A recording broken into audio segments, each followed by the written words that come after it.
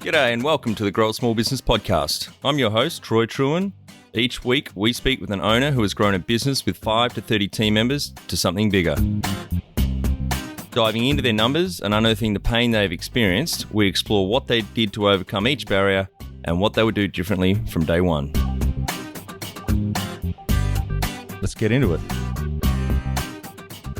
Welcome everyone. Today I'm interviewing a very good friend of mine, Greg Ramsay from the New Zealand Whisky Collection. He's based here in Hobart, not in New Zealand, here in Hobart in Australia. So thanks for your time today, Rambo.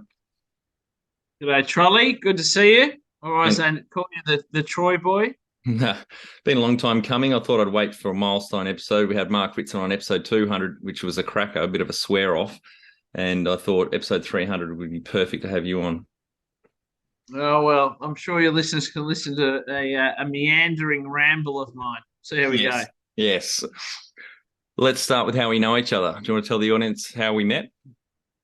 Yeah, so I was very lucky in my first year at university to be nominated to go to the National Association of Australian University Colleges as my college's fresher rep, and you were running an absolute ball terror of a university conference festival in Bendigo, of all places, regional Victoria, in 1996. Yeah, it was about 200 students from colleges around Australia, colleges here in Australia, residential colleges that are on campus at universities. So that was quite a week. I've got a bit of a different memory of how we actually met. I think the first time, because there were so many students at that conference, I think the first time we actually spoke was when I was trying to kick you off the fucking conference. No, I was not threatened with that. That was my colleagues from my residential college. Somehow I evaded suspicion through that. So I think Bowie, you interviewed him and the growth of his business, and he did get kicked off that conference. Yes, I booted Bowie. He was Charles Beaumont, episode 2, and then as it happened, Brendan Parnell, who I had on episode 4 from Hobart Brewing Company, happened to be in Bendigo at the time, I think playing rugby, so he was able to replace Charles on that conference. But that's how I remember our meeting. Yeah, that was a great week, and so many.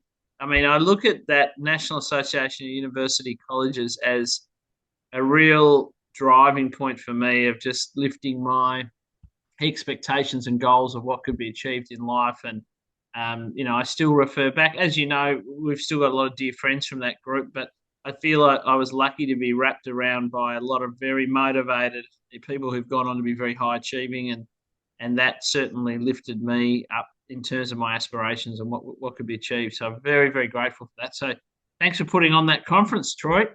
Yeah, it was great fun. I lost a lot of hair that week. Yeah, it was awesome. For the audience. They were all awesome. What was that, sorry? They were all awesome. Yeah. And for the audience, you're a good friend of mine, one of my best friends, and I was a groomsman at your first wedding in 2011. That's how I ended up here and living in Tasmania. I just moved back from 4 years in London, came down for the wedding, and pretty much never left. So you made me a Tasmanian. We were pretty committed to set you up with some lucky lady to hook you into Tasmanian lifestyle. So you're too helpful for our businesses. So yeah, I learned a lesson. I didn't get you as a groomsman for my second wedding, so you were not much help with that first one. Yeah.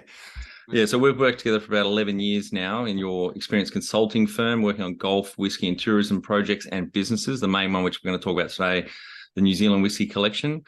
And you've taught me a lot and given me a lot of fodder for my teachings and mentoring and coaching, and even how I lead and operate in some of my own businesses. So I often say that to people that you're a great visionary leader, but the worst manager I've worked with, let alone met. And I've met a lot of managers.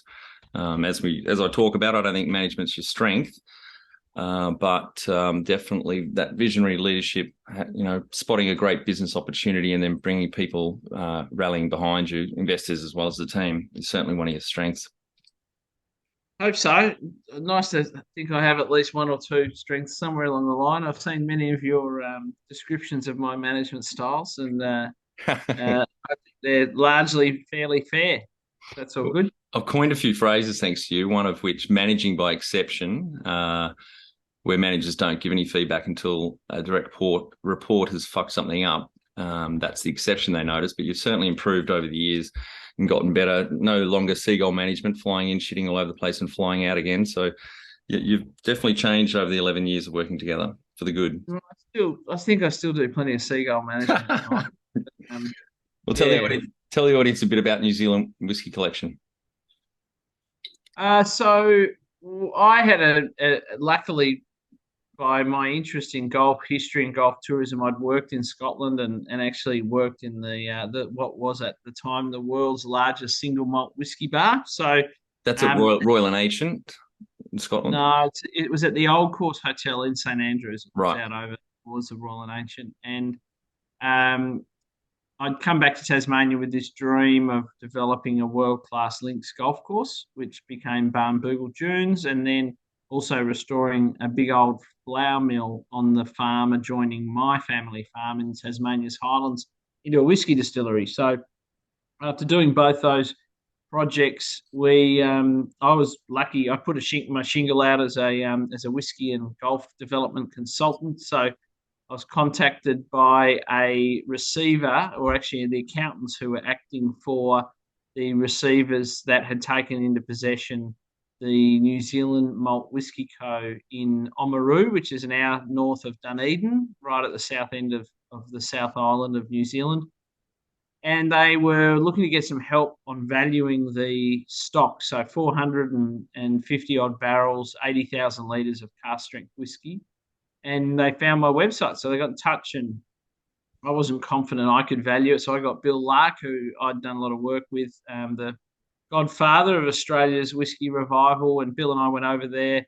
They paid us a little fee to go through and put some numbers together and put a valuation on their whiskies. And about 4 months later, when they couldn't get any interest at that anywhere near that number, the accountant got back in touch and said, "There's no one here that's interested. Would you be interested?" So I was lucky that I was able to raise that money from a Sydney private equity group and an American angel investor that's helped me out with a few different projects along the way. So we bought that at the end of 2010. Yeah, and for the audience, and there's quite a few people in the distilling game that do listen to these casts, this is obviously well before the real whiskey craft boom, and 4 years before Sullivan's Cove won the big whiskey award here in Hobart, which was the best single malt in the world, made us the first country outside of Japan and Scotland to win it, and put Australian whiskey, particularly Tasmanian whiskey, and even New Zealand whiskey on the map as well. So it was well before that boom. Yeah. I mean, I feel incredibly lucky because the three different previous companies that had been big time distilling in New Zealand, including Seagram's, who were the big Canadian company that had owned the business for about nearly 20 years, and then Foster's Brewing, who'd owned it. For whatever reason, none of them had really got a big bounce out of it or really made it work. They'd either done a bit of asset stripping or sort of just mass volume bulk production, and so yeah, I was very lucky. If 80,000 litres of single malt whiskey of the quality that we were looking at went on the market now, it would be 10 times the price that we bought it for. So I Yeah. was very, very fortunate. And when the single malt hit 30 years, a few years after you bought the barrels, that made New Zealand only the fourth country in the world to have a 30-year-old single malt, obviously after Ireland, Japan, and Scotland. Yeah, it was an interesting business model because obviously most people getting into whiskey are having to lay down stock and a lot of capex and investment for sort of 5, 6, 7 years, whereas we were buying, a ready-made product that had never had a problem selling itself. But sadly, even the previous owners to us who'd done very well with the whiskey sales, they sort of got caught up in the property development and development of their own big distillery where they got caught out, and that's what sort of sent them into financial peril. So we were buying a cash flow ready whiskey product, which is just a dream way to start a whiskey business. So it was all about reinventing the brands and repackaging and reviving sales channels and actually opening up a lot more sales channels around the world. So and it was about 3 years before New World Whiskey really started popping. So it was fortuitous timing, that's for sure. Yeah. So apart from rebranding and repackaging, one of the early things you did was export straight away. I think pretty much within the first year, you'd got the whiskey into Dan Murphy's in Australia, a massive chain of now over 300 stores, and also into Europe with La Maison du Whisky in Paris. So that's been, it's 10 years now that you've been exporting pretty much right out the gate. Yeah, I saw the opportunity from New Zealand as very different to the Tasmanian distilleries that I'd been involved with and seen, where they have a real artisan story, real craftsmanship, and they develop the brand locally. I wasn't a distiller and I wasn't New Zealand, so I couldn't really take that great liquid and go globally with either of those opportunities. But New Zealand is such a strong international global brand. It's actually ranked, it's always ranked in the top three as the most clear national brands in the world. So Switzerland, Canada, and New Zealand always sort of rotate as in this brand Wow. Okay. ledger of what it stands for. So, and the great thing with New Zealand whiskey, you can go to Hong Kong or New York or Paris, and everyone knows what New Zealand is. Whereas with the Tasmanian whiskies, Tasmania isn't an international brand anywhere near the way that New Zealand is. So it was, yeah, we really focused on that right from the get go. Plus, the New Zealand domestic market isn't as easy to distribute through. It's a lot smaller. It's a lot more fractured and fragmented. So it just made a lot of sense that we could get, with one relationship in Europe, we could, open up millions of dollars of sales. Yep. Absolutely. Yeah. When I travel and introduce myself from Tasmania, when I'm traveling internationally, people think I'm from Tanzania. Yeah, you do look like you're from Tanzania. Well, let's go back to how you started out and just zip us through that university, and then what did you do after uni? Yeah, so I'd say when I went to university, I had an idea that I wanted to get into golf tourism and got the golf industry. I'd worked in Scotland for a year coming out of school and really fell in love with links golf. I actually went there to learn how to turn the golf course on my family farm, which is Australia's oldest golf course, how to turn that golf history into golf tourism. When I was in Scotland working in this whiskey bar, I fell in love with both the single malt whiskies of Scotland, but also sort of the whiskey industry and the storytelling. I was very lucky that the year I was there, Diageo launched the classic malts of Scotland. So they really were targeting the terroir of whiskey, the regionality. So they really went out hard with the lowland versus the highland versus the island versus the Isla whiskey. So they invested a lot in our bar and in us. I was lucky to get qualified as a single malt masterclass barman. So we used to take all of our guests on these whiskey tours of Scotland, and they basically sat in our bar and drank a lowland and a highland and a west highland and an island and an Isla malt. So they invested a lot in us, and so I got really interested and involved. Then my mother pulled out this gem that my great great uncle had been the head mashman at the Mortlach distillery up in Speyside, a very sort of famous legendary distillery outside Dufftown. So that added another little bit of sort of grist to the mill. So I came back to going through university in Tassie. I was quite interested in how to get this beautiful old flour mill next to our Australia's oldest golf course into a whiskey distillery, which would bring, put golf tourism next to whiskey tourism, very Scottish Highland heritage, and sort of bring it all together. So that and that farm's called Nant, wasn't it? Yeah, Nant, that's right. Yep. So that then after uni, I went to America. I'd fallen in love with a gorgeous girl from Montana. So went there and got a job with a golf management company. And fortunately, like a lot of these uni relationships, it didn't quite pan out in the USA as it was in the university scene of Australia. But That was Cassie from memory, wasn't it? Cassie, that's right. Yep. I think we had our last night in Australia at your place, Troy. Yep. And so, but I got a job with a golf management company and worked in 26 states. So I saw this incredibly rich and diverse golf industry of America. And then that company, after my visa ran out, sent me back to Scotland to open up operations for them. It was all an online business, amazing time in .com fundraising and so on. So they had a lot of money, and it was a dream opportunity. And when I went back to Scotland, I worked in that same bar on the night time to try and keep me from spending all my money on a Friday and Saturday night. I earned some, and I caddied again on the weekend. So I caddied in St Andrews and at Kingsbarn. So I saw a modern links golf course being opened, and that's what really got me committed to the idea that I could come back to Tassie and find the right bit of coastal land and develop a world-class golf destination. Was that golf course Kingsbarns was being developed? Yeah. Yeah, That's right. Yeah. got it. So that to actually work there in its very opening year and see the response and see how they sort of told their own story and the branding and the marketing and the different routes to market of golf travelers, it was really empowering and very helpful for when we did finally open Barnbougle and got that open and got that ranked as the number one public course in Australia. A lot of that was born from the confidence of seeing Kingsbarns. What year was Kings Barnes? You were there? So that opened in 2000. So I skipped the Sydney Olympics to go back to the USA and then Scotland. Yep. Right. And so then after Kings Barnes, you came back to Australia, and then found you already knew the bit of land that you thought Barnbougle might be a great place to set up on.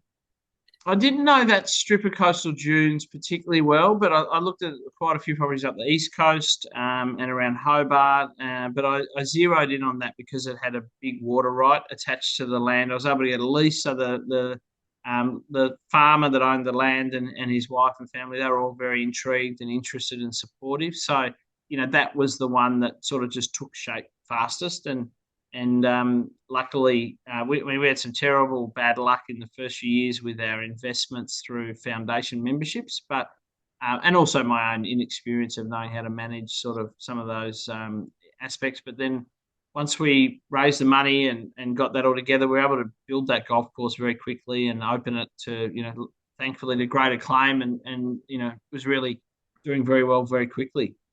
And then from memory, that you opened December 2004, 18 years ago? Yeah, that's right. Yeah. Great. So then after Barnbougle, what was the next? So I finished up as manager of Barnbougle early into the second year of our opening, which was good because I'd had this business plan to finish, with the Nant Mill, and Nant had been on the market, and I'd tried to raise some money to buy it, and it was a little bit expensive. And I had everyone from John Laws and a famous Australian disc jockey, radio jockey, come down and spend a day looking around, and Macquarie bankers and all sorts of people. Anyway, the chap that bought it quicker than what I could raise the money, I approached him about leasing it, the mill and doing a distillery, and he was open to the idea, and then so he paid me to project manage that and work through the development of that with Bill Lark and others. That was Keith, wasn't it, that bought it? Keith Batt. So sadly, Nant, we had a tremendously successful barrel investment capital raising program. I think it was 21 million raised through barrel investments. Yeah, I've seen lots of different reports of what was raised, but what we all know is it wasn't managed appropriately by the owners of that property, and a lot of the early founders of it all became disenfranchised or basically dismissed when we started asking questions quite early on, and that went the way that it did, and then it was bought by others. And anyway, we'll see where Nant ends up. It's still a stunning, spectacular property and one of the world's great whiskey destinations if it can get its doors open again post-COVID. Yeah. So then after Nant? So Nant sort of dovetailed into doing quite a bit of consulting. So you were very involved, Troy, with various projects on the East Coast and overseas. And when I worked in Scotland in St Andrews, I was always interested in building a great distillery there. So we got a 199-year lease on the beautiful old farm barns that overlooked the Kingsbarns golf course. So we were able to raise the money to get all the planning approvals and the designs and the production engineering all completed. And then we got some really great offers to sell that project to some very big established beverage companies. So myself and my fellow founder and all the investors that we brought along, we sold that out. And Bill Lark was involved in that too? Yeah, Bill's been tremendously helpful with all of my projects. So, yeah, Bill helped with the production design. We did a lot of fundraising over there, sort of telling this Tasmanian whiskey story. And it was during that time, I'm pretty sure that I was approached about valuing the stocks of the whiskey in New Zealand. So that sort of dovetailed into that. And New Zealand whiskey and Kingsbarns, I'd always had a hankering to travel with my work. Globally, having worked overseas and traveled the world and hitchhiking around Ireland with a set of golf clubs when I was 18 and so on, I always felt that when I went back to Tassie, I could really enjoy and love living back in Tasmania as long as I wasn't curtailed from, all my dear friends and and opportunities globally. So that's what the New Zealand whiskey really gave that, perspective to my business life. And as we've seen, whiskey and exporting is becoming increasingly important for all these craft distillers, and the world's out there for a huge market at great margins. But you've got to, there's a lot of nuances and subtleties in every different geographic region and market. So, yeah, I feel we're lucky to have sort of moved into that space, a lot earlier than a lot of other export whiskies. Yep. Great. So then anything else you want to mention after New Zealand whiskey? Oh, since New Zealand whiskey, Ratho Farm turning, that boyhood dream of restoring all the old convict cottages and farm barns and so on at Ratho Farm into, luxury accommodation and a really vibrant, dynamic tourism destination. Arm End, what still should become one of the great golf courses of the world, one of the great golf destinations. So that's at the head of the river here in Hobart. Beautiful bit of land.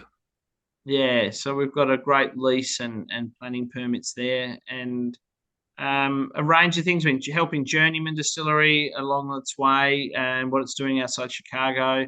Oliphant Golf Management in Wisconsin, and all the projects and properties and growth that they're having. So yeah, I mean, I love my consulting and my clients often as much as my own projects. Sometimes they get probably more of me than my own projects do. I had Craig Holtom from Oliphant Golf that you just mentioned on episode 29. He was great, and I obviously met him when they came out for your 40th. And Bill Welter has got a wonderful distillery in Michigan there, episode 15, Journeyman Distillery. And that's just, when I went and visited that 5 years ago, I was just blown away with what they've done there and fitted everything out and producing great spirit as well. Well, Bill's new distillery in Valparaiso, which is about half an hour away, is about 3 times bigger than Holy shit. Distillery. And it's both as a destination, like Bill's really hit upon, craft distilling, but also as a very much a destination, and dining. And his passion was always hospitality. And so he's been able to marry those two passions really nicely. Yep. Great. Anything other businesses before we swing back onto New Zealand whiskey? Oh, there's probably some others I should think about, but I think that's more than enough. Yeah. Do you have some key numbers you can share to illustrate the growth of the business, New Zealand whiskey, over the last 11 years now? Well, I think early on, I mean, the growth was off a very low base. So, we were literally growing 60, 70% a year in sales for those first few years, but it had really just been a local domestic brand. And even really, it was only just South Island, New Zealand. So growing at 60, 70% wasn't that big a deal, but it was more when we hit, good big orders into France, as you know, and then the first order, to place it across the US, the American market. Getting into LCBO, the Licensing Control Board of Ontario in Canada. So the single biggest alcohol buyer in the world is the government monopoly of Ontario. So things like that. So I mean, the growth in figures in sales is a bit of a lazy way to project how it was actually going, because it was a big stock of whiskey. It was about getting it out, and the real measure, really, as you know, was when we started trying to have to manage our stock so we didn't run out before our actual own production whiskey came in behind that base stock to replace it and perpetuate the value in our sales channels. Yeah, I mean, that was part of the problem with the other 50% owners, that they didn't want to build a distillery. They just wanted to sell down the old stock and shut the brand down. But you obviously had a vision to perpetuate the brand, and went about to raise the money, did a crowdfunding end of 2018, was able to pay out the other 50%, and the Nick in the US who provided your funding, and then build the distillery. Do you want to talk a bit about that? Yeah, I think there's been a lot of very fortunate timings for me. Like you say, when Nick Gerber, who initially was going to own 50% of it, and the Drought Busters Fund in Sydney were going to own 50, and Nick just said right at the settlement date, Greg, I got so much on. I don't think I really want to do this whiskey game anymore, but I'm really committed to it. Sorry, I've already committed to you, so I'm just going to lend you the money, and you can pay me back in 6 years. So suddenly I went from just being a project manager with no equity, suddenly having 50% equity and a ton of debt. So that, thankfully, we were able to do that. And then my partners, Drought Busters, unfortunately for them, they made some other investments that didn't perform at all, and they were looking to wind up their fund, and we were the only asset in their fund that was worth anything. So they were pretty keen to exit, or to just sort of sell the whole thing wholesale and wind it all up just so that they could close their fund. So that gave me another opportunity to be able to raise the money to buy them out, and then bring people like yourself and Tom and others who'd been long loyal, contributors to that business, in as owners, and crowdfunding as owners, and my accountant in New Zealand, he was very keen to get rid of my Sydney partners, so he loaned some money to buy them out as well. So it all, it was never designed that I would own any or much of the company, and suddenly at one point I owned 100% of it for a couple of years. So that was lucky in a lot of ways, that it worked out that way. And the crowd fund, obviously I'm back to about 55% ownership, and you've got a good chunk of it, and Tom and all the people that got it to where it is, and we got 360 fabulous investors that joined us along the journey. Yep. Yeah, I think I've got around 20% of business. Do you want to maybe talk about that dilemma we had of running out of stock, and what your idea and how you solved that problem? I think it was quite ingenious. The first step, Doug. So the main, the riddle always was that we had to build a distillery and make our own whiskey in behind the whiskey that we had, because it was obviously selling through. And then our bottling company in Christchurch actually came to us and said, Greg, you're going to run out of whiskey. We like what you're doing. Why don't we build you a distillery? And I said, go for your life. So we worked with them, with Bill Lark, on designing a distillery. They found some big old stainless steel dairy vats and learned how to roll copper and weld copper, and built them on top of the two stainless steel dairy vats, made two beautiful stills. And for about 5.5 years, we were producing our single malt whiskey, and I ended up doing an inventory swap. So my equity was taken out of that with whiskey for our company, and so that all worked fine. And now, I mean, they're still dear friends, and have been big contributors to the company. So that sort of plugged a hole. And then, as you know, the crowd fund, with not only the evolution of COVID, but going into bed with a big corporate like Lion, we took a lot of time to sort out all the planning approvals and all the lease documentation. So we were very lucky in hindsight that we'd laid down all that stock through our production partners, because if we hadn't, we physically would have run out of whiskey. So I was very fortunate that our Scottish distributors gave me some good data about who was buying our whiskey in the British market. It was all people for gifts. So that gave me the confidence to downsize our bottles from 700 ml down to 500 ml, and ultimately down to 350 ml. And every time we put the bottle size down, we put the price up, and we put it in a better box, so that while we didn't have a lot of liquid, we had a lot of great looking packages and gifts, gift boxing going around the world with New Zealand Whisky Collection all over it. So that has helped as well. And now we're sort of going the other way, and can't wait to get back out of the boxes and be back down like an $80 bottle instead of a $180 bottle, and actually chase some volume, rather than just being really high value. Yep. And end of 2018, we raised 700,000 New Zealand dollars in the crowd fund. That was to set up the distillery in Speight's Brewery, the largest brewery in the South Island of New Zealand, which is owned by Lion Nathan, which you mentioned a minute ago. And with COVID and dealing with the big bureaucracy, obviously, as you said, took a bit longer. So when was the distillery operating? So February 2021, we started laying down our first spirit, so that we've got whiskey, that's achieved its minimum 2 years in barrel, coming out next February. I mean, it's delicious now. We're doing a single malt masterclass where people can drink a new make spirit with a 1-year-old whiskey spirit. It's not whiskey, but it's maturing into whiskey, and people can see the progression of that. And people are already blown away that 12 and 18-month-old spirit is arguably better than some of our 20-year-old single malts that we bought. We've still got 20-odd barrels from those original 440 barrels. So, that's really precious, really expensive, sort of $600 a bottle, 30-year-old or 25-year-old whiskies. But it is amazing. Our new distiller, Michael, who's been distilling for a couple of years, our general manager, we're thrilled with the cuts. It's very soft and buttery and very fruity, and he's achieved what we wanted as a flavour profile, so that we know we can put out young whiskey that's actually better than our old whiskey. So. And before we actually get back to the questions, to close out this number 4, number of full-time equivalents when you took over New Zealand Whisky Collection, and how many you got up to?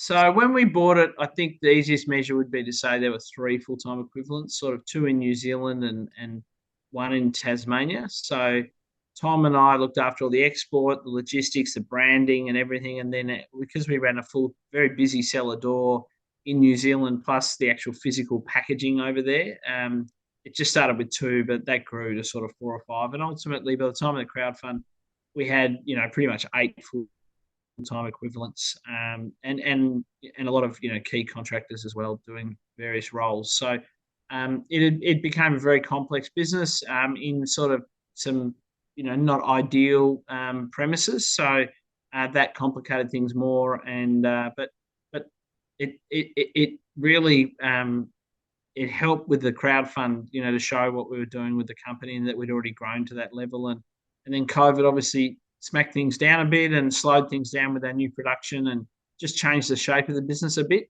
But getting leaner at that time was obviously crucial, because I think if we hadn't, we wouldn't have survived COVID. So that's now we're about ready to take off again and start building the team. Yeah, I couldn't believe what sales we were doing through that very small cellar door. What was it, about 35 square meters?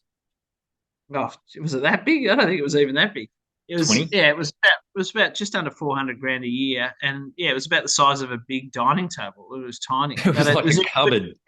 yeah, there's a good foot traffic, and sales is all about the storyteller, and we've always had good people in there who are able to hold and entertain a bunch of booze hounds and give them some good juice. And I mean, the spend per head there was like $160 per head on average of whoever walked in. They were taking away some really high value liquids. Well, it's a beautiful town, Oamaru. It's a Victorian town. It's the last one, I think, in New Zealand. There's some people still ride around penny farthing bikes and dressed in the old Victorian clothes. But yeah, it's beautiful, historic town. Yeah.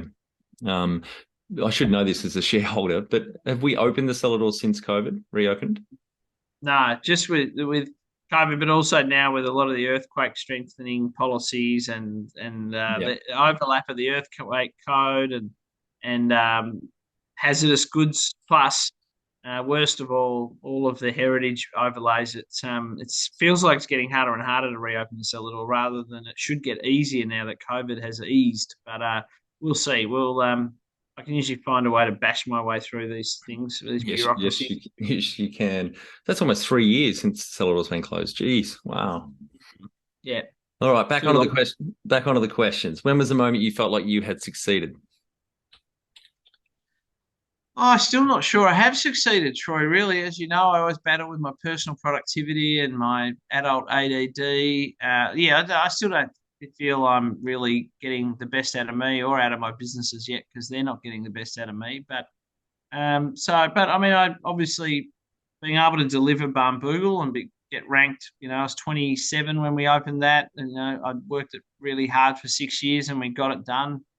That gave me a lot of confidence. We still didn't know for 2 or 3 years if it actually made real money, but we knew that what we'd built was exactly what we had wanted to build in an environment where everyone said that it had no chance. So that was great. And then even Nant, I think we were 30 when we opened that. And again, that was a long-held business vision and just finding a way of getting it done. And you've got that great saying, the constancy of purpose, and that's something I think I often can sit and meander with a vision, but the vision doesn't have to vary much.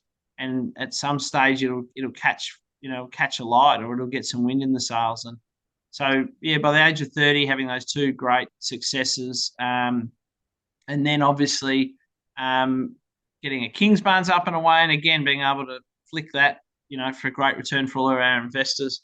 But, plenty of downs along the way. Barnbougle went through, one of Tasmania's largest ever, corporate litigations because of the success of it. And one person actually said, before we opened Barnbougle, he said, if this gets messy at any stage, because we sort of had an interesting relationship with our landlord, who became a shareholder, who then became a major shareholder, and he said, this will only end up in court if it's tremendously successful or if it's a tremendous flop.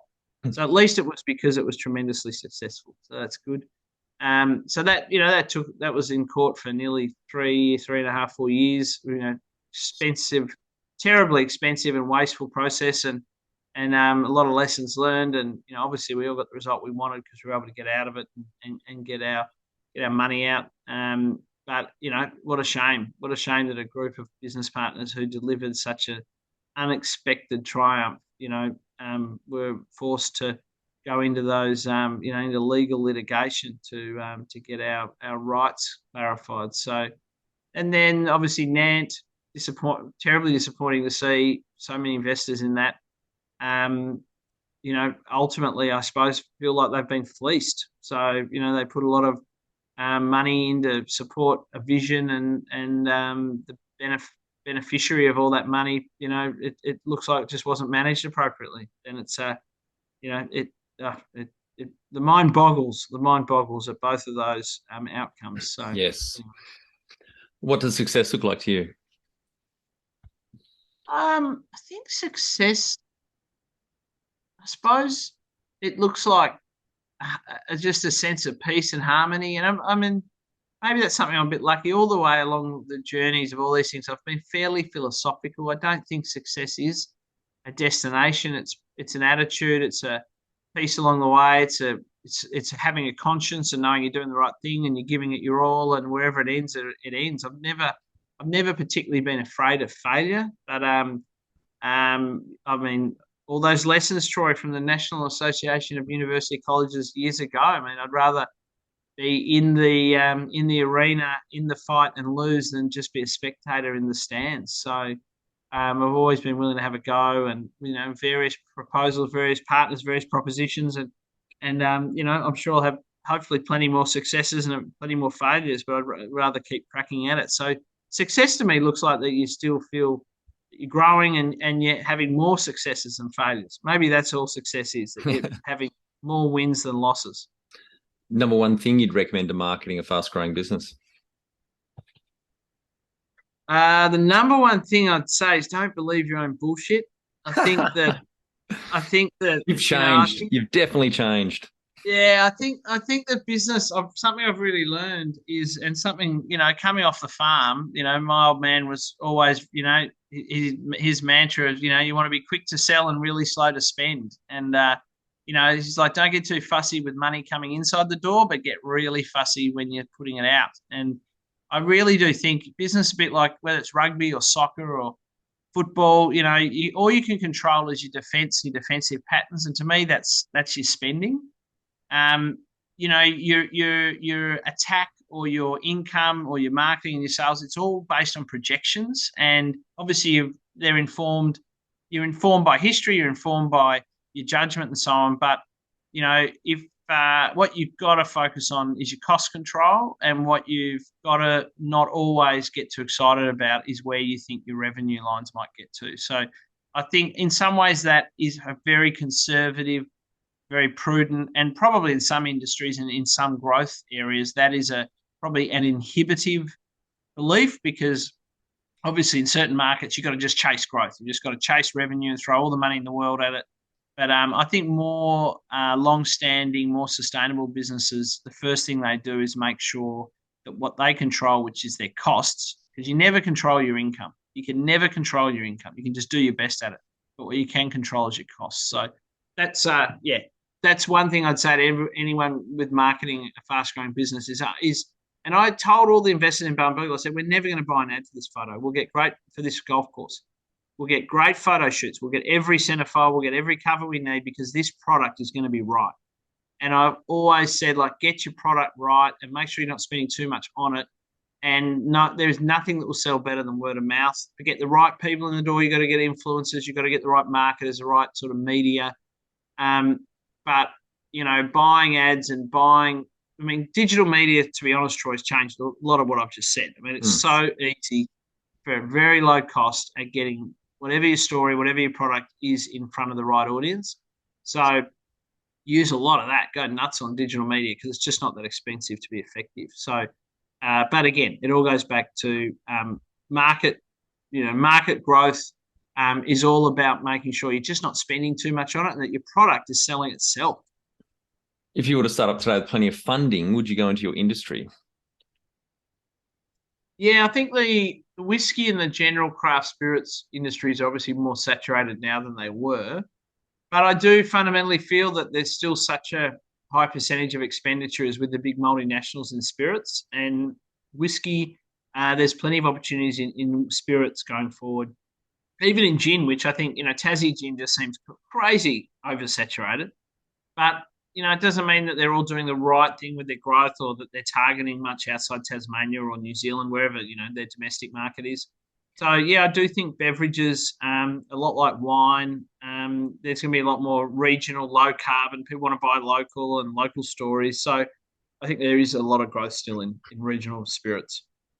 Can you outline the most stressful point in your small business growth journey so our audience can learn from it? Oh, well, you know it very well, Troy, because you many would say you bailed me out of it. So I was going through my divorce, and we were building Ratho at the time, so that was becoming mismanaged by me and overcapitalized, and also my partners in New Zealand Whisky wanted out, so they either wanted to be bought out or they wanted to force a sale. So on all three fronts, when you're battling a bit at home, and you got two kids, a 3-year-old and a 1-year-old, and neither myself or my wife at the time were particularly happy.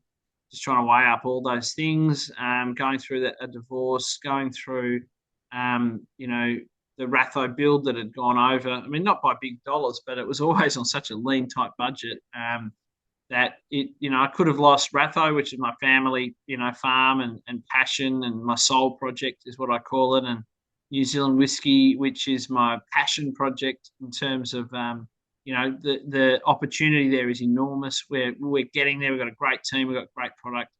And obviously I did lose my marriage. So it was a, really, really, it was a terrible time. So, but thanks to you and others, we were able to get, I think, as good a result as we could have out of all three outcomes. So, thank you, and I feel very fortunate that I scraped through that to be able to rebuild. Well, yeah, if you had listened to me before the wedding, as a groomsman, my job's to protect you. And I said to both you and Kate, your ex-wife, independently, you should not be marrying each other because you're chalk and cheese and the wrong chalk and cheese. But anyway, here we are now. I'm interested whether you edit that one out or not. I'm keeping that one in. No one likes a know, Trolley. I know, no. Oh, well, I've got a failed marriage as well, so I'm certainly no expert in relationships, as you well know. What area in business do you feel you've had to work on the most to add the greatest value? I think my greatest strength in business is putting the right people behind visions.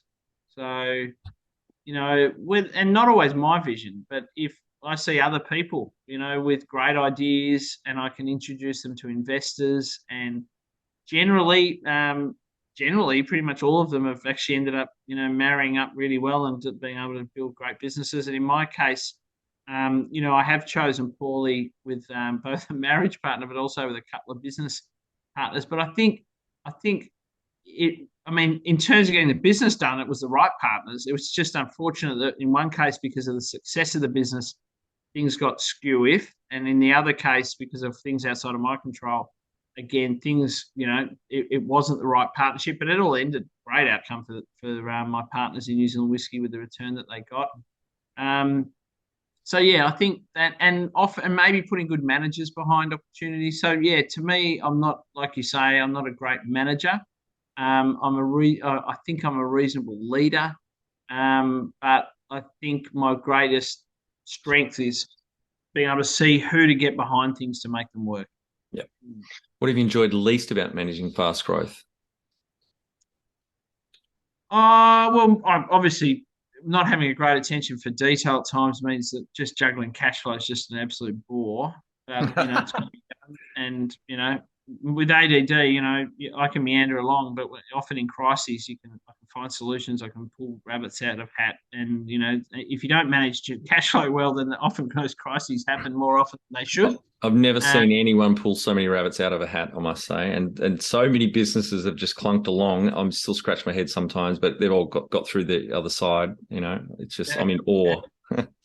So that, yeah, but also just staff detail. I mean, I love my teams and I love the staff. And, some of the greatest aspects of what I've achieved in work has been the development and the progression of some of the staff that I've worked with and brought in, but the detail of employment contracts and HR, certainly not a strength of mine, but now I've had a few good wake up calls from New Zealand and elsewhere that just get it right. If it's not my strength, it's too important to not have it all nutted out and detailed and so on. So they're probably the two, is HR admin, as in the detail of it, and then cash flow. But I love all the high level of both of those. I love hiring. I don't love firing. In fact, I'm terrible at firing people. But when it's got to be done, it's got to be done. Well, that's the next question. What do you love most about growing a small business?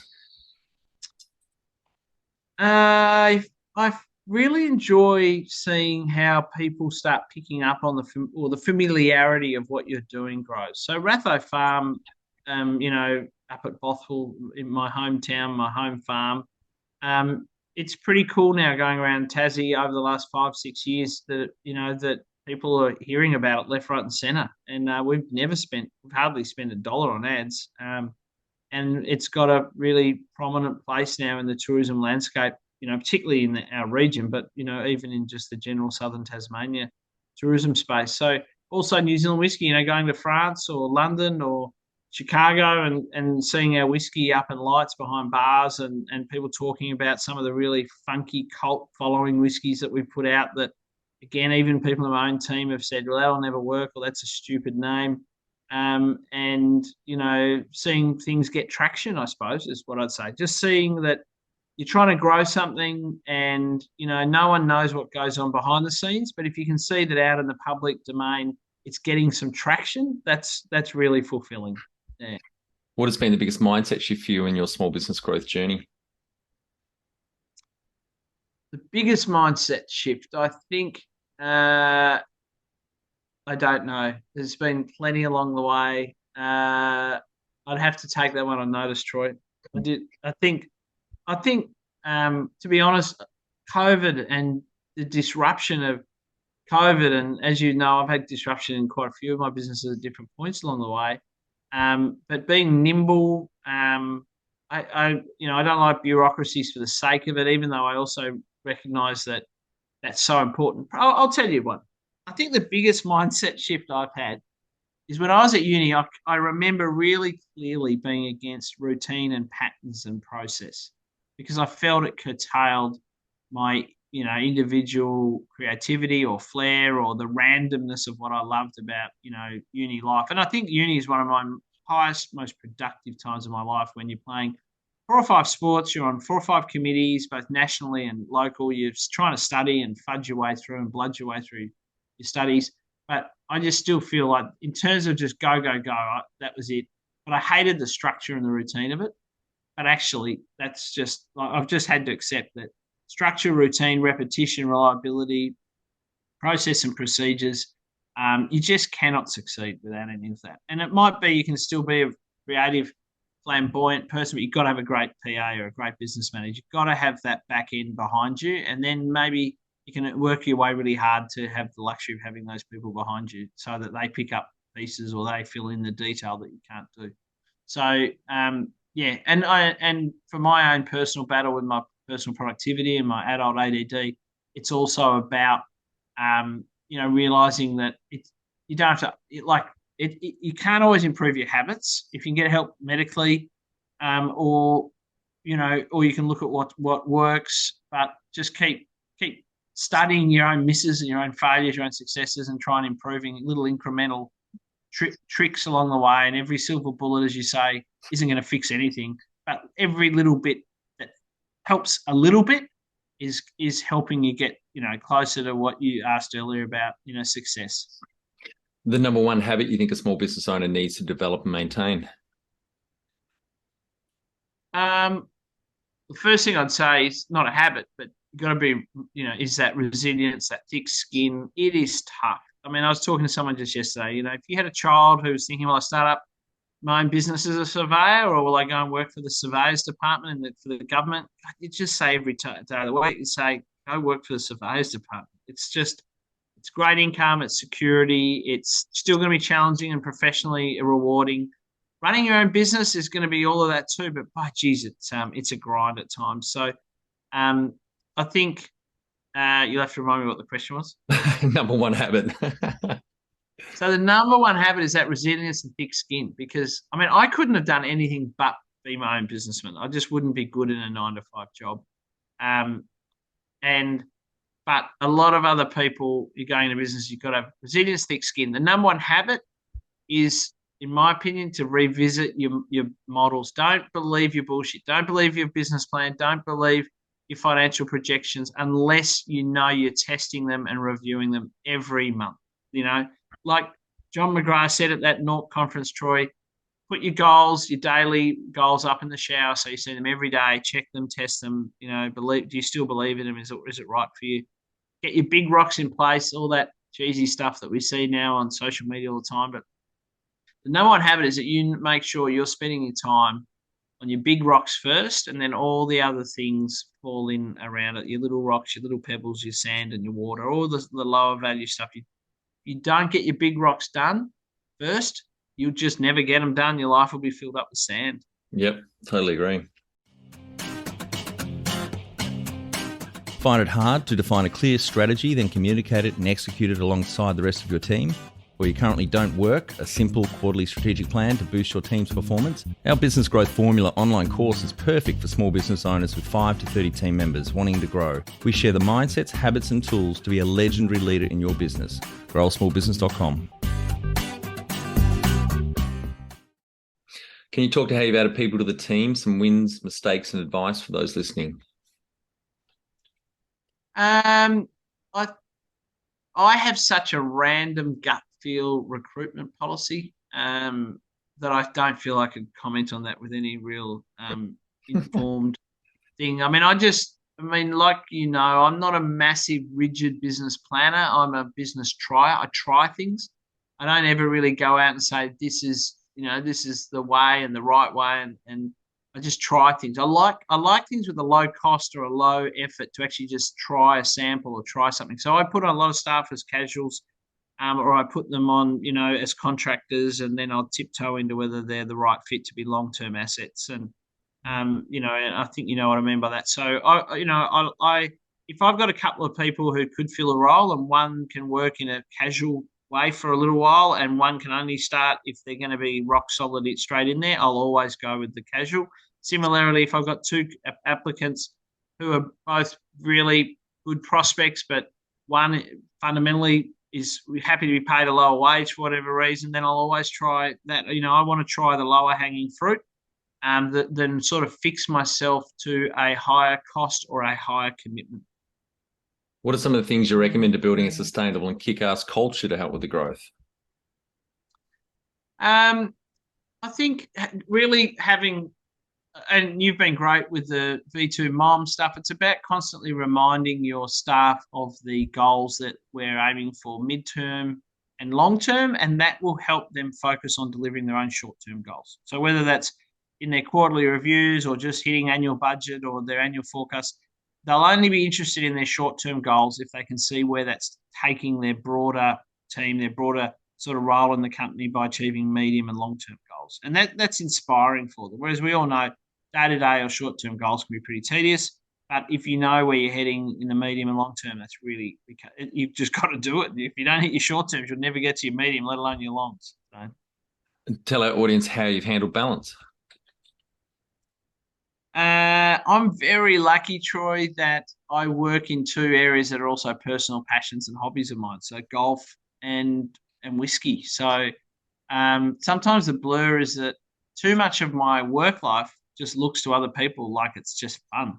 So, I have to constantly be reminding myself as well as other stakeholders, like my wife and others, that, this is work, even though I'm going to have a hell of a good time. So it's not always taken all that well, but no, I think I haven't had a big problem with balance, because I'm very social, and I'm always going to find a self justification not to work if there's an opportunity not to. So, but when push comes to shove, obviously, like most good businessmen, I can knuckle down and get done what needs to get done, albeit sometimes it's a bit embarrassingly late. So, That was another no, that was another term I coined because of you, the university assignment mentality. Because you believe your best work you do is the night before something's due. Like when I was at uni, that's what I used to do. always, always. Well, you've also said that the most productive hour is the last hour before deadline. I mean, that is when I've never said that.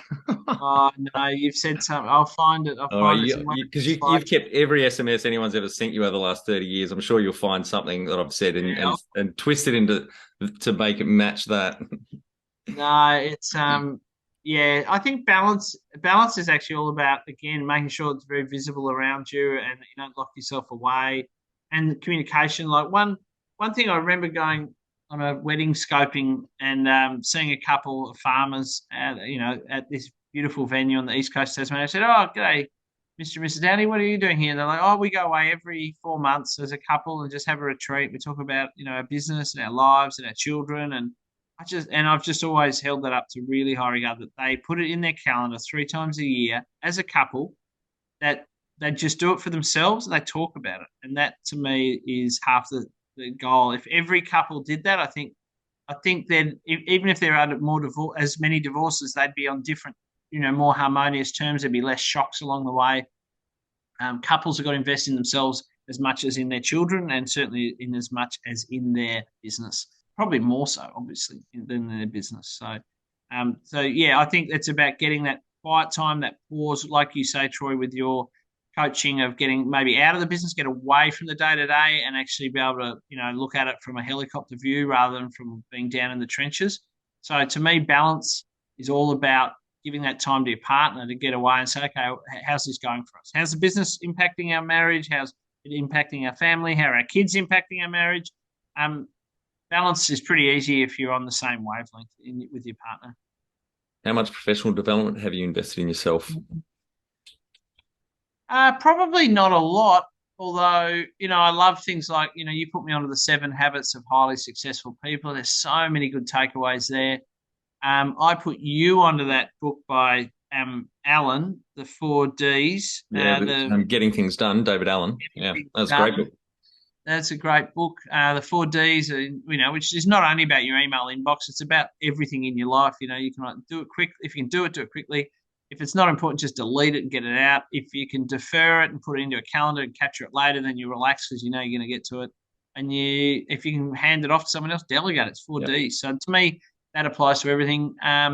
Look, I should do more personal development. I'm really big on the entrepreneurial operating system at the moment, EOS. I'm reading their book Traction.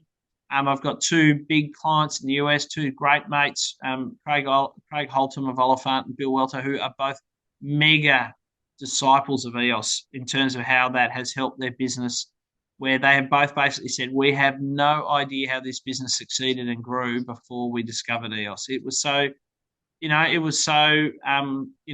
confused, and suddenly now we've got this great clarity. I've got managers here who I wasn't sure it was going to stick out, it was going to last, and now they're some of my greatest allies and assets. And so yeah, EOS is really interesting me where I can get to with that. It might give clarity and peace and calm to some of my businesses and some of my stakeholders. Have you had mentors or coaches along the way? Oh, many, and very, very lucky.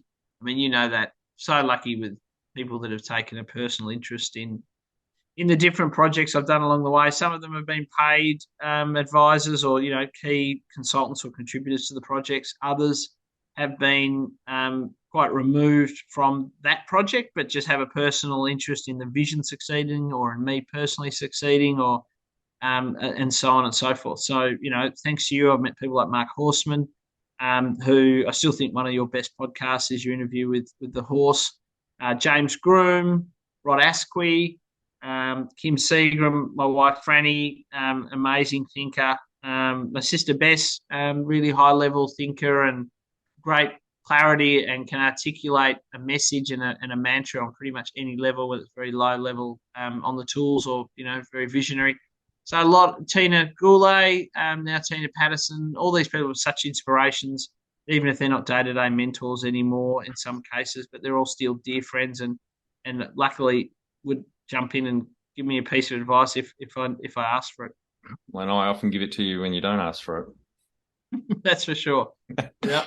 Yeah, Mark Horseman, you mentioned Managed Tools, one of the co-founders there, top bloke, and they've had the #1 download business podcast. I think they started 2005, and for over a decade now they've been #1 downloaded. We had him on episode 86. That was a cracker of an interview. That was one of my favorites, and he's become good friends of ours. When I reached out to him, I don't know, 10 years ago, because I heard on his podcast he loves golf, so I tailored an email in his language because I use DISC, the behavioural model that that Manager Tools also recommends, and got his interest. So next time you're out in Australia doing some of your conferences and you're playing golf, you're in Melbourne, pop down to Tasmania to play some golf with Barnbougle. Not sure if you've heard of it, and that's when he said, of course I've heard of it. I cannot wait to play, and so that's what we ended up doing. I said you play with the founder of the course, if you like, when you get down here. And since then we've played quite a bit of golf, and we actually play for the Mark Twain Cup, don't we? The Mark Twain from Texas to Tasmania Trophy. That's it. And Troy, remember we won that because you got a hot putter on the second 18, and we beat Horse and Rod Asquith. We had no right to beat them, but you got really, really hot with the putter. That was great. Mark still gives me shit about that.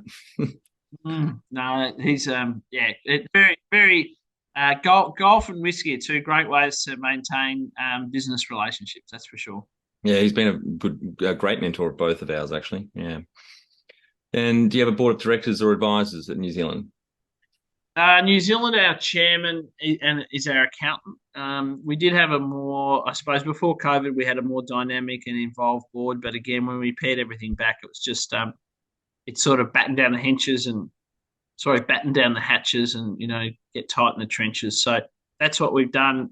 So at the moment, I wouldn't say it's a very involved board because it's really just our general manager and myself and our accountant and our general manager's wife, who's been brilliant. I mean, and both, you did ask earlier, but both Ratho and New Zealand Whisky, I'm very lucky that our management couples are couples, husband and wife. A lot of people would, always warn you against employing family members, and I can see why. It's not ideal, but there's also a lot of efficiencies if you can make it work. And I think I give people the liberal sort of work environment flexibility to make that work. And in both instances, I'm truly blessed by those two couples running my two businesses.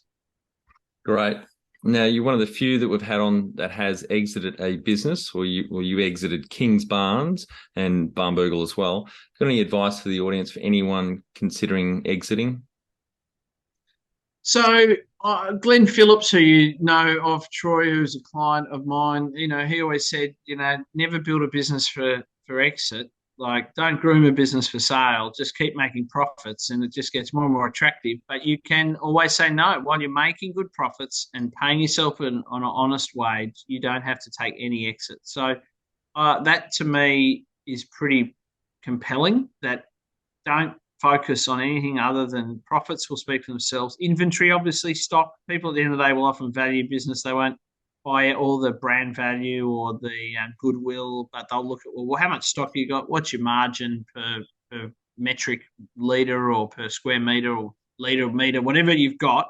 I'll just look at what margins you're making and value it on that. So just keep building profit, keep building revenue, keep building growth, and that will speak for itself. Great. All right, mate. We're on to our final 5 questions. What do you think is the hardest thing in growing a small business? I think probably one of the hardest things is staff. I still look back the first time, I was we pulled all sorts of people out of the pub and out of different jobs to come and work at Barnbougle, and I was thrilled to give them all these opportunities. Some of them I knew, some of them, I got them to know, and then you just start seeing timesheets come in, and you're just scratching your head, going, you just don't feel good about some of that. So staff is constant coaching, constant feedback, giving them the time, giving them your time, and also, pulling them up. Don't give them too much leeway if you're not happy with things that are going on. So yeah, I think in pretty much any business, small business, it's that day-to-day interaction with staff. Yeah, like I agree. I think people are the hardest thing in small business. Favorite business book which has helped you the most? I would probably still say I couldn't believe how Seven Habits. Sorry. The E-Myth. Yeah. The E-Myth by Gerber. I said Seven Habits earlier. I got that wrong.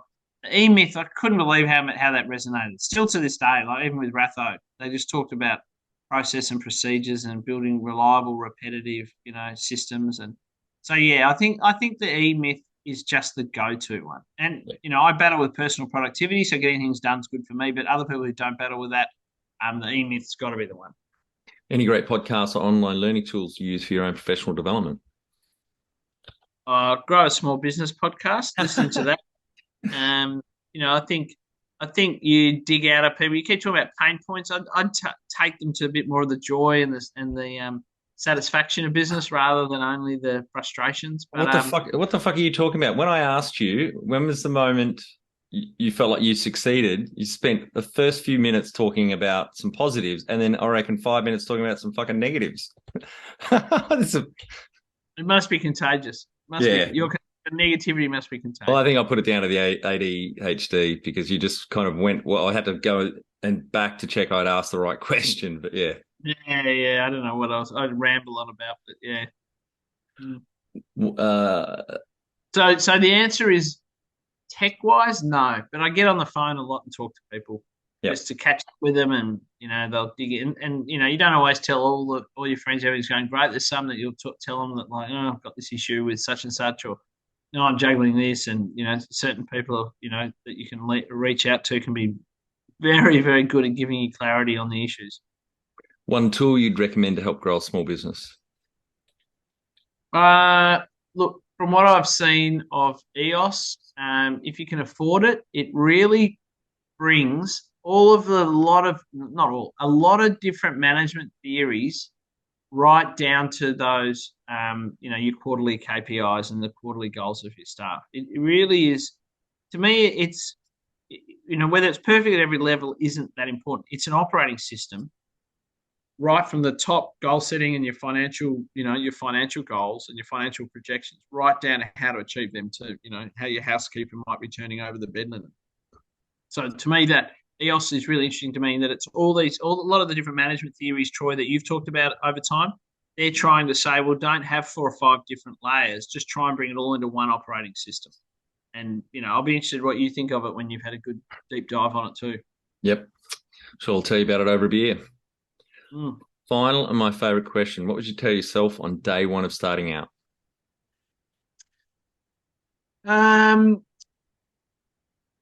I would tell myself to don't feel I had to sell out with loose legals, that I could have insisted on tighter clarification of my legal position on certain things, and not be afraid that by insisting on some legal discipline and legal structure, that was going to turn people off. I was always really worried that people would get insulted if I said, hang on, we've got to nut this out. We've got to draw this up. We've got to sign something. I always thought that I was 23 or 24, and then, a bit later I was 30, 31 doing this business. I always felt like if I get too heavy-handed here on putting barriers in the way of getting this done, then people might start walking away or start turning off. So, yeah, back yourself to get that. Anyway, that's my situation, which you know very well. I wish I hadn't been so timid with insisting on legal clarity. Yep, right. So was that an issue of, you had a shareholders agreement, but it just wasn't tight enough, or you didn't actually have a shareholders agreement? No, we had a shareholders agreement, but it just didn't cover enough Right. of areas that had been discussed but were either left out or, areas that, and I say the same for projects right up until now, that it's hard to actually forecast all the areas that might go wrong or where there might be misalignment with investor goals or so get lots of good heads around it. But having said that, you don't want to end up with a manuscript War and Peace document just to keep going. Yeah. So it is really hard when you're first conceiving an idea and then documenting the legal arrangements around it. One of the great things my golf designer at Barbugle said, Tom Doak, he said, Greg, we need to have a contract because even though I trust you and you trust me, until we have a signed document, we don't even know what we're trusting each other about. So true. And now I say that to a lot of people who think, oh, we don't need a shareholders agreement or we don't need this or that. And I'm like, I know you all trust each other, but until you document, you've all got different. Some of you don't even understand what the other one's expectation is of how far this relationship or this arrangement, is going to go or what breadth of it.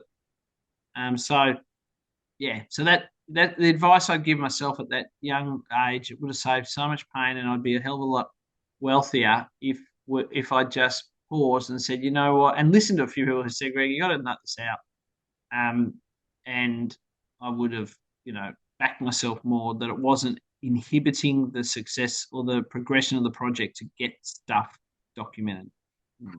Great. Thanks, Rambo. Really appreciate your time and highly enjoyed today. It's been entertaining both for us and the audience. I've been wanting to get you on here for a while and thought I'd save it for the big episode 300. So thank you very much, and also for working together the last 7 years. It's been great. Been good. Thanks, mate. Good stuff. At the end. And for our audience, we would greatly appreciate a review in iTunes or whatever platform you listen to us on. More reviews means we bubble up higher in iTunes, etc., so more business owners looking for podcast help with their growth will find us.